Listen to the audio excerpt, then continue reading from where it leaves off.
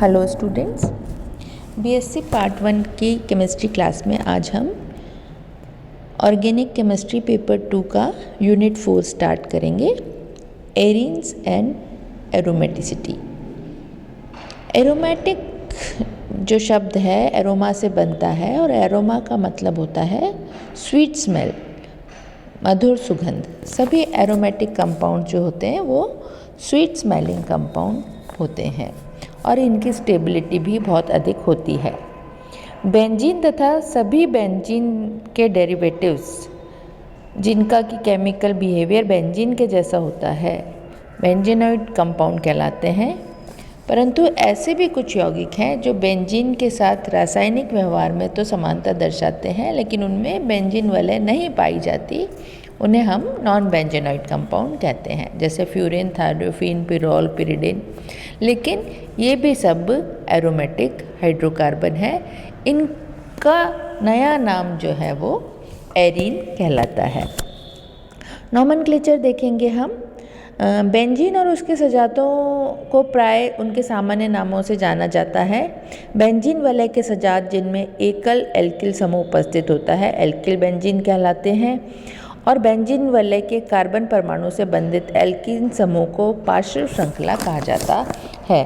जैसे हम देखते हैं कि ये सिंपल बेंजीन है, ये एक 6 कार्बन के रिंग है और डबल बॉन्ड्स है। इस पर एक मिथाइल ग्रुप लगा हुआ है, ये टॉलुइन है। यहाँ पर इथाइल ग्रुप लगा हुआ है तो इसको हमने इथाइल बेंजीन बोला।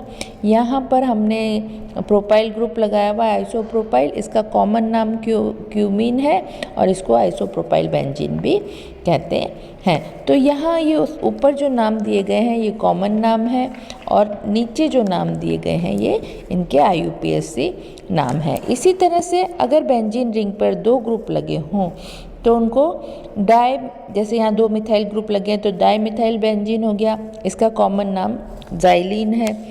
और लेकिन यहाँ पर हमारे पास 3 तरह की स्थितियाँ संभव है। अगर दोनों पास पास लगे हों तो ऑर्थोजाइलिन, 1 कार्बन छोड़ के लगे हों तो मेटाजाइलिन, और 2 कार्बन छोड़ के अगर मिथाइल ग्रुप लगे हों तो पैराजाइलिन कहलाते हैं। ये कॉमन नाम है।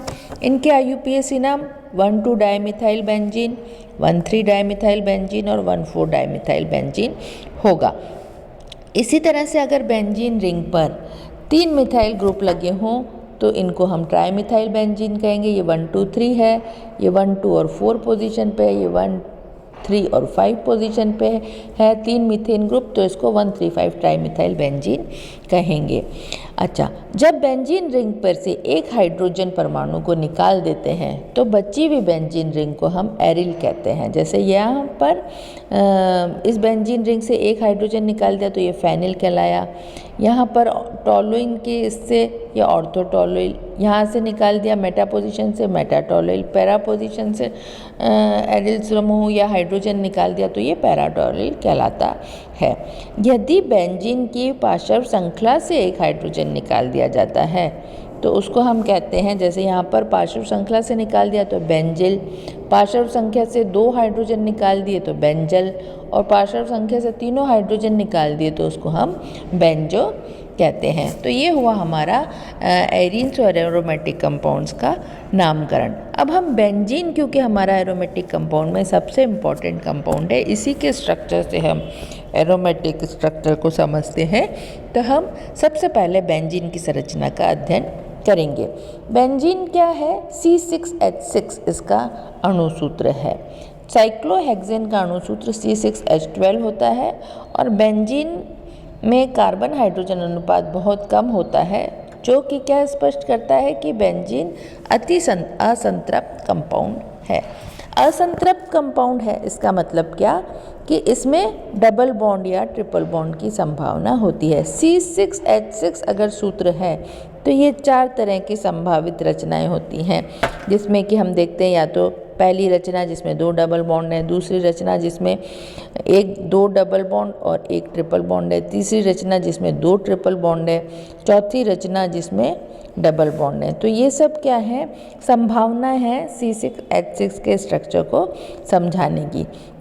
लेकिन जब हम इसका रासायनिक व्यवहार देखते हैं तो हम पाते हैं कि बेंजीन के में अगर ये डबल बॉन्ड है तो ये KMnO4 को या ब्रोमीन जल को रंगहीन करना चाहिए, किंतु ये ऐसा नहीं करती। इसका मतलब कि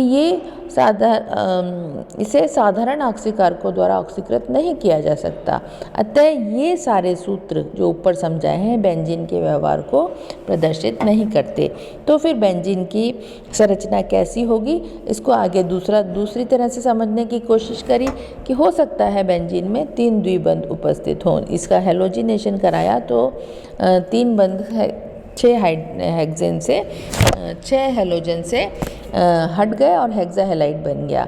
फिर ओजोन से इसकी क्रिया कराई तो ट्राइओजोनाइड बना, और फिर उत्प्रेरक की उपस्थिति में इसका हाइड्रोजनीकरण कराने पर साइक्लोहेक्सेन बना। तो ये तीनों अभिक्रियाएं ये शो करती हैं कि बेंजीन में हो सकता है 3 डबल बॉन्ड उपस्थित हों और बेंजीन की संरचना एक संतृप्त वलय संरचना हो। इसके बाद वलयी या चक्रीय संरचना।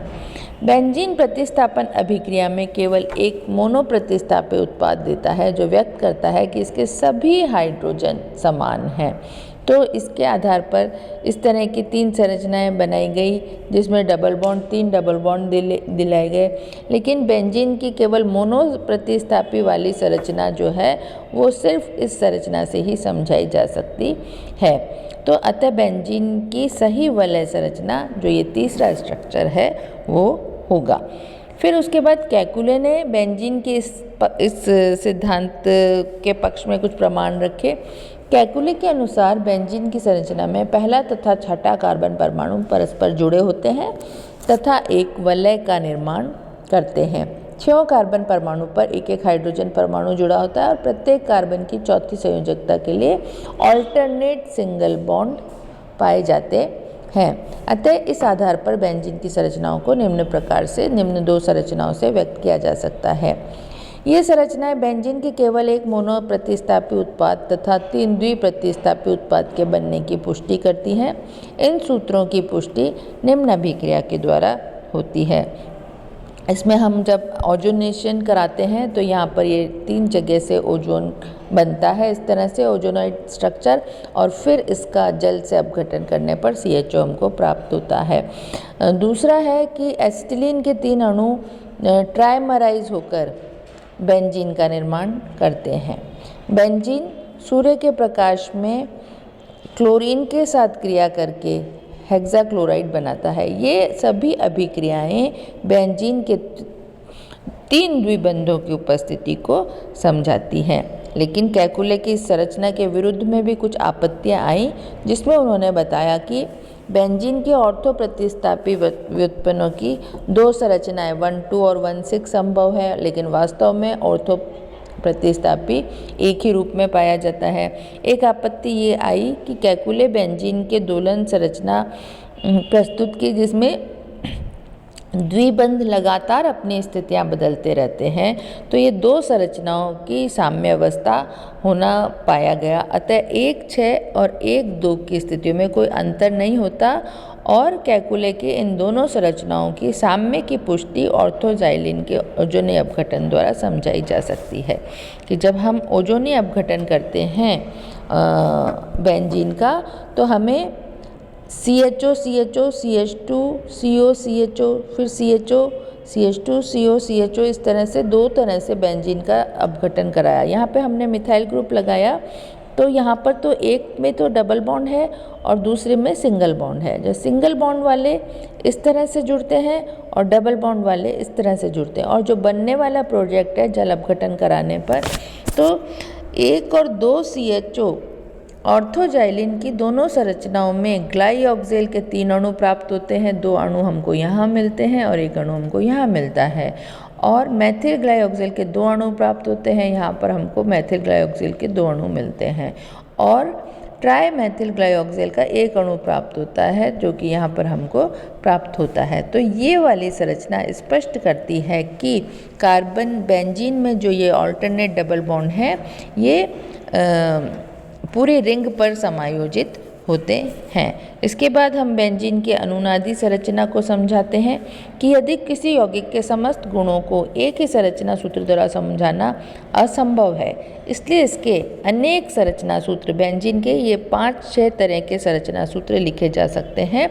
इन सभी संरचना सूत्रों को कलेक्टिव रूप से बेंजीन समझाने में काम में लिया जाता है। कैकुले की संरचना की तुलना में डेवर की संरचनाओं की ऊर्जा अपेक्षाकृत उच्च होती है, अतः अनुनादी संकर में इन संरचनाओं का योगदान कम होता है। तो कैकुले की दोनों संरचनाएं जो ये दी हैं ये अधिक स्थायी होती हैं और बेंजीन को समझने में इन संरचनाओं का योगदान अधिक है। तो बेंजीन की संरचनाओं का अनुनादी संकर को फिर हमने इस तरह से बता दिया कि डबल बॉन्ड जो है वो पूरी रिंग पर इस तरह से रोटेट रहता है और अनुनाद की स्थिति में रहता है, और बेंजीन में कार्बन कार्बन बंध लंबाई कम होने का कारण भी बेंजीन में पाई गई ये अनुनाद की संरचना है। तो इस तरह से आज हमने बेंजीन जो एरोमेटिक कंपाउंड का सबसे मुख्य यौगिक है उसकी हमने फॉर्मूला और उसकी हमने संरचना को समझने का प्रयास किया। इसकी संरचना के और भी सिद्धांत और भी थ्योरीज हैं वो हम नेक्स्ट क्लास में देखेंगे।